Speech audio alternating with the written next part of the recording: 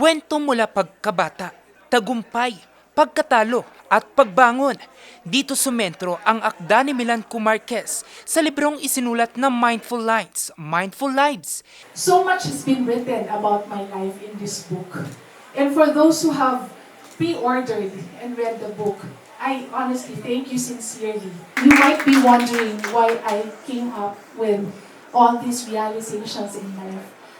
The moment you realize and you understand your whys, why you're here, it already answers why you are here, your existence. So I hope that you buy the book and read my kwento because that will tell you what led me to where I am right now.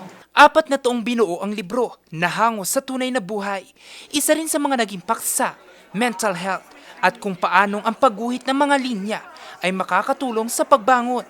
Tila naging salamin ang libro para kay Pam at Ricky. It kind of helps you to be more self-aware. It helps you to have that kind of mindset na clear and with clarity upon doing the journaling. Maganda siya, hindi lang siya yung typically na book na babasahin mo. Then, eto yung thoughts mo, isusulat mo. Then, siguro 1 month, 2 months, pwede mong balikan. Tignan mo kung anong reaction mo sa mga pinagsusulat mo. Ayan, then matutuwa ka na lang. Something to that effect. Mas nakakonekta naman si Sonia sa mensaheng contentment, change at self-love. She was very intuitive, okay, and she targeted the emotions that all of us go through. But I especially like the fact that she said we have to have self-love and we have to have empathy.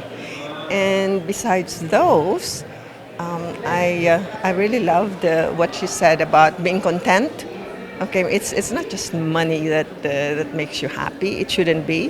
Hangad ni Milan na makabangon ang bawat isa anumang problema ang kinaharap, isang linya at isang malinaw na pagtingin sa mundong ginagalawan. Nais niya ring ipaalala na basta may buhay, may pag-asa. Kailangan lang hanapin ang daang mas magaan at paraang makatutulong at magiging kaagapay sa maingay at magulong buhay. Jose Robert Inventor, RNG News.